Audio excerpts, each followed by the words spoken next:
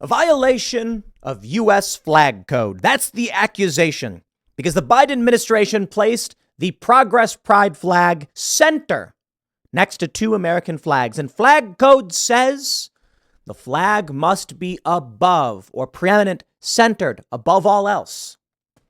Now, what the left is arguing is that it's not actually a violation of flag code because there is a much larger American flag on top of the White House.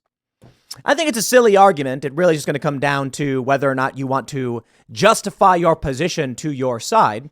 I don't think the left's argument about the American flag being on top of the White House in any way justifies centering the pride flag. But here's the story. White House accused of U.S. flag code violation over Pride Month display. President Biden spoke in front of Pride Month display Saturday. I want to pull up, let me see if I can find this image here. There's a tweet from End Wokeness. He says, the West has fallen. And you can see Joe Biden speaking in front of a rainbow. It's the Progress Pride rainbow. It has many, many colors. You can see Rockefeller Center with pride flags. You can see this was, I believe, in the UK. I don't know. This one's called something else. The Advanced Progress Pride flag, I guess. It's got the purple circle in it and the yellow triangle or whatever. And then, of course, you have this. The White House Pride display with the Progress Pride colors and balloons, the Progress Pride flag centered. And then, of course, you can see the American flag is above the White House.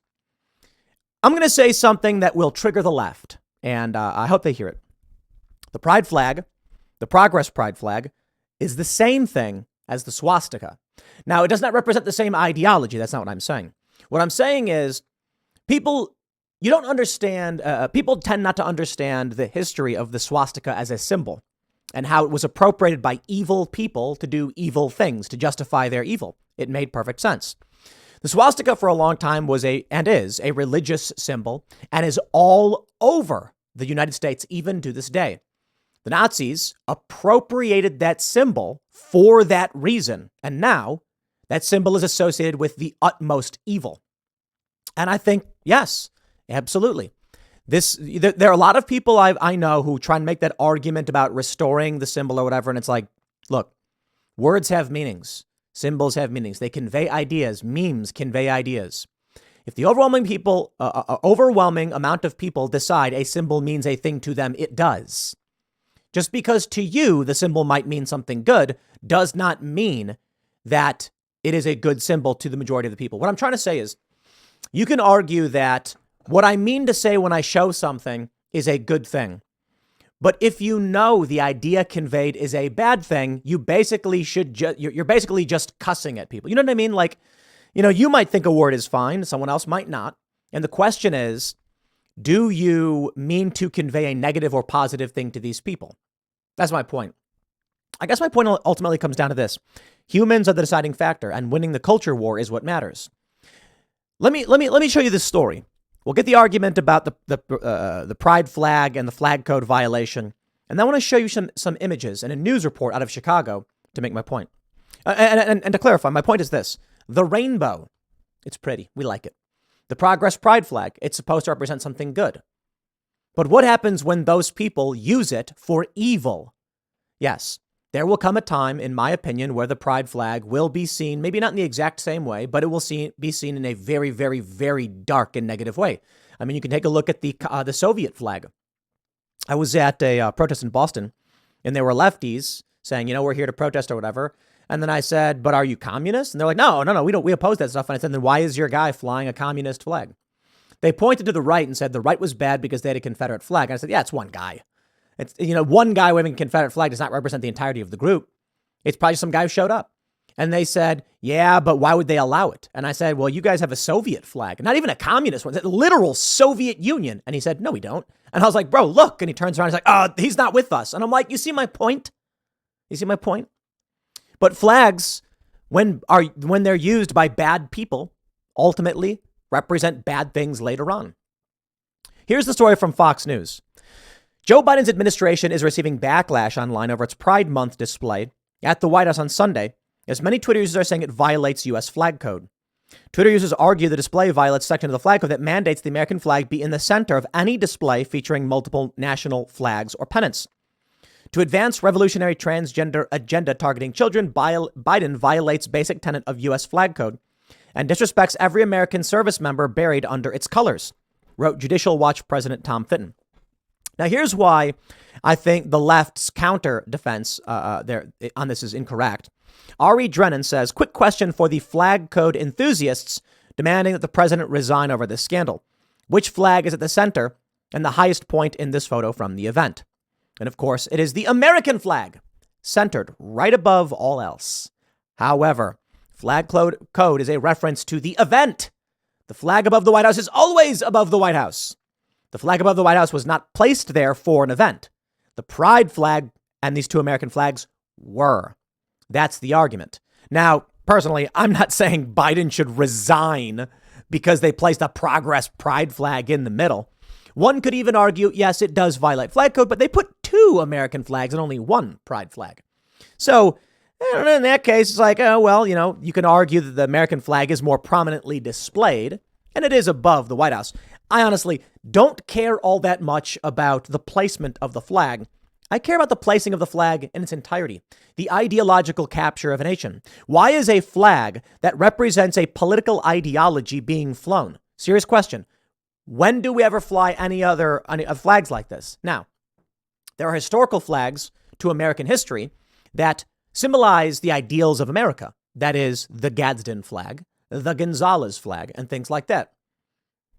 Maybe they fly those at the White House as well. The Gadsden flag, I think, would be welcomed, but typically you don't see it, just the American flag. In fact, when people fly the Gadsden flag, the left attacks them over it. Oh, okay, so be it. Flags representing political ideologies divide the nation. Why are they flying these flags? Why do we have all of these photos of, look at this. This is Rockefeller Center.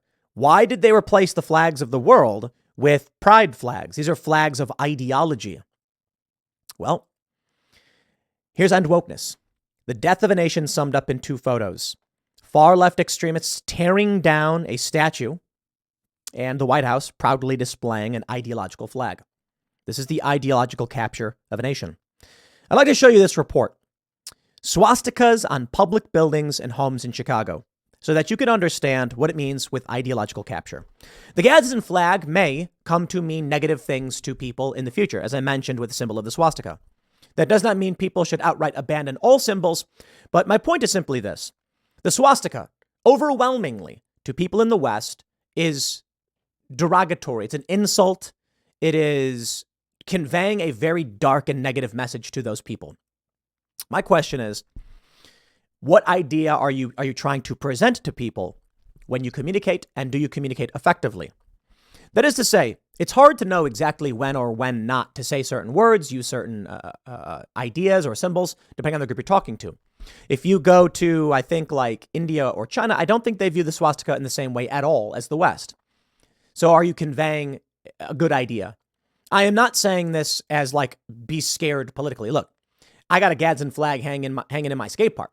Okay, I'm gonna hang Gadsden flags wherever, and it may convey a negative idea to some people, but overwhelmingly, the Gadsden flag represents something good, and it has not been taken away. The people who claim it means something else don't actually believe that. They're lying.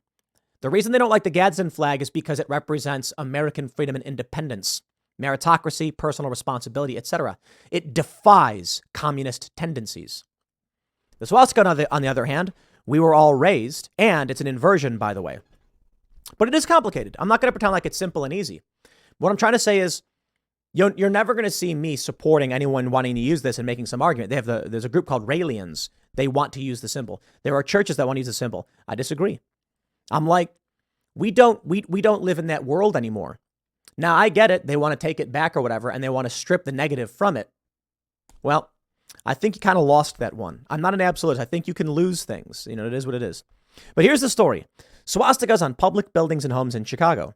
And in this video, after an international religious group flew a swastika banner over Chicago's lakefront last weekend. Eyewitness investigative reporter Chuck Gowdy here with an unusual story. It is, Ron, Kathy. Even with a recent focus on Confederate flags, this weekend it was the swastika symbol that attracted attention in the skies over Chicago. flown by a group hoping to rehabilitate the Nazis' hateful logo back to where it began, as a symbol of peace and well-being, a symbol the I-Team found across Chicagoland. Pier and at one of Columbia College's South Loop buildings, embedded here in marble floors at University of Chicago. On the Lower West Side, an embellishment on this city monument to Jacques Marquette. The design is on what is now the Bridgeview Bank and the former Continental Illinois Bank, along with countless pre-World War II Chicago homes and apartment buildings. It's one of the most frequently asked questions. Asked here at the Baha'i Temple, where it's... So the reason I bring this up, I'm from Chicago. There was a house in my neighborhood that had what was obviously a swastika on the top of the building, and they nailed wooden blocks in between the gaps to turn it into a square. But we all knew what it was because you could tell. They wanted to get rid of that symbol. They were no longer proud to have it embedded in brick in a building. But as you can see across Chicago, people were flying that symbol. No one cares to take those symbols down, destroy them. They acknowledge the negative around it, but it's all embedded in the architecture and ain't nobody going to pay to get rid of it. This is what I think when I see the pride flag. When I see this rainbow symbol of ideology being flown everywhere, I see something simple. If the woke win, this flag will be the new flag. That's it. These people hate America. They don't like the American flag. They don't like what the American flag represents. And I firmly believe, I mean, look, they fly that flag before the American flag. That's the flag they will choose to represent themselves in whatever it is they're doing. When they lose, and I say that because they're losing, this symbol will go down in infamy. The symbol of the rainbow will be something dark and negative. The Progress Pride flag will be viewed very, very negatively. The abuse of children, the violation of civil rights, the psychotic ideologies that have been espoused, the deranged violence that we've seen, the Summer of Love 2020 riots, the 529 insurrection at the White House, where people tore down the barricades, set fire to St. John's Church, torched a guard post, forced the president into a bunker. I don't believe that symbol will reflect anything positive. It's unfortunate for Christians who may want to reclaim the idea of the rainbow because, well, their rainbow is slightly different with different colors.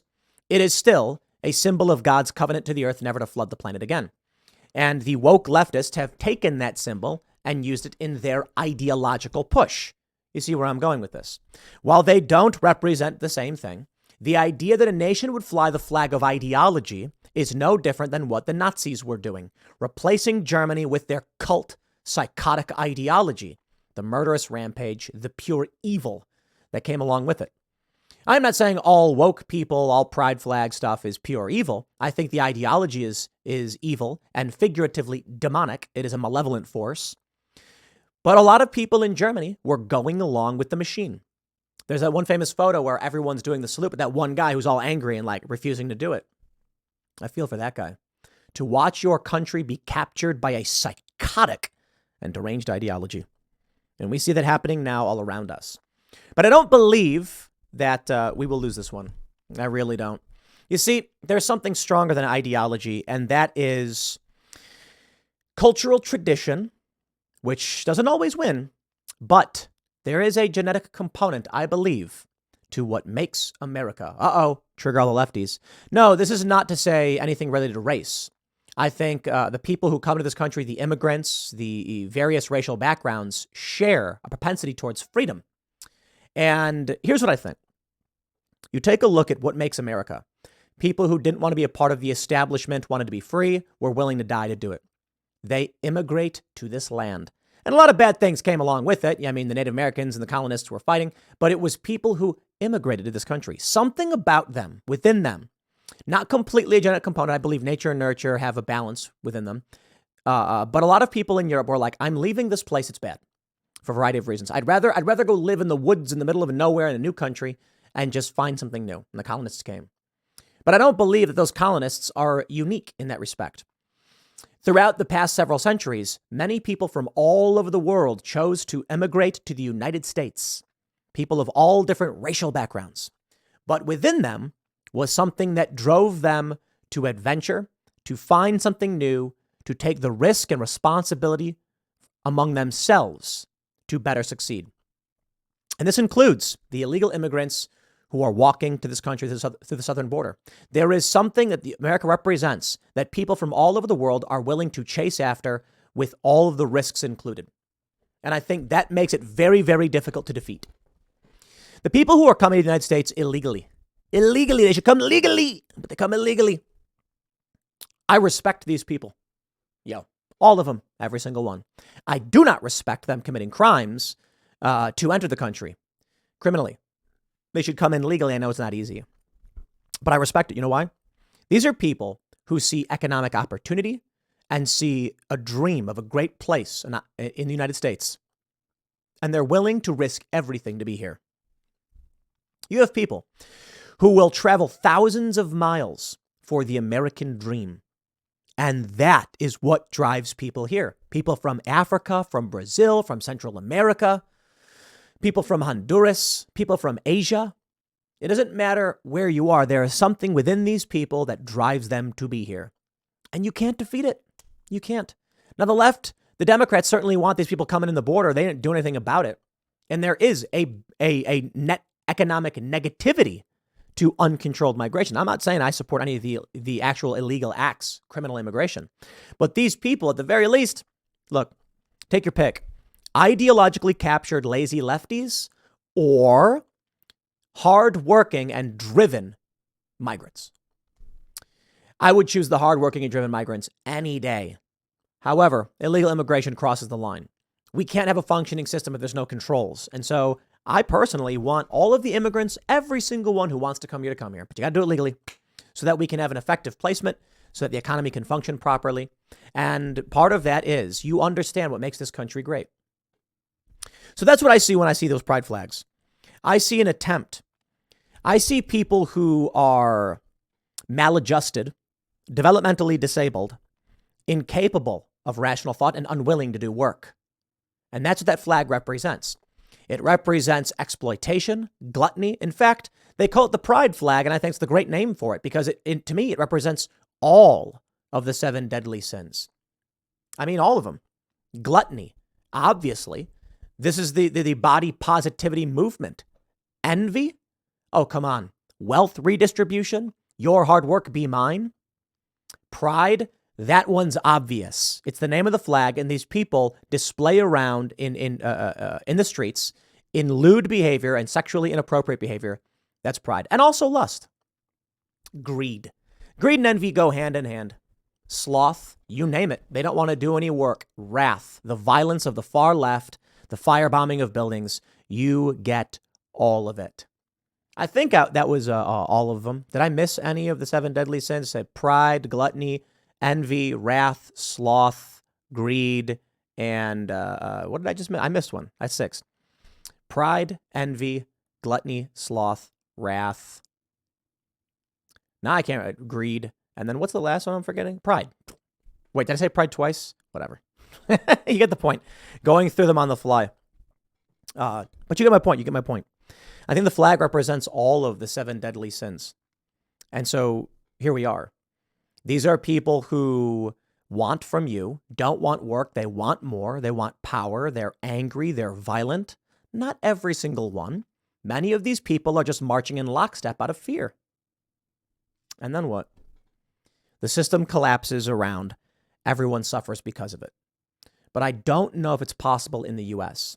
When we see stuff like the Bud Light boycott, the Target boycott, when we see stuff like the Call of Duty boycott, and these prominent personalities and celebrities like Nick Merckx, Tim the Tatman, Dr. Disrespect, and these are modern era celebrities. They call them influencers, and I'm like, dude, they got more followers than quote unquote celebrities now. These are the real celebrities. When you see them stand up, you just show the indomitable character of the American spirit. You can't do it. So in the long run, what do I see? I see victory. And there's nothing they can do to stop it. That's it. Try as they might. Put any symbol you want. It will be looked back upon with disgrace. Much like the swastika is. And there are many people like the Raelians who are upset. It's a religious group. And they want that symbol back. I don't think you're getting it back. Symbols can be destroyed. They absolutely can. The Gadsden flag is a symbol. It will only be destroyed if we allow it to be. I believe that symbol represents freedom, liberty, personal responsibility, meritocracy, individuality. And we're not letting it go. But if people give up on it, then you do lose it. And I don't think we will. I think we're going to succeed in this regard. But we'll see. I'll leave it there. Next segment's coming up at 6 p.m. on this channel. Thanks for hanging out, and I'll see you all then.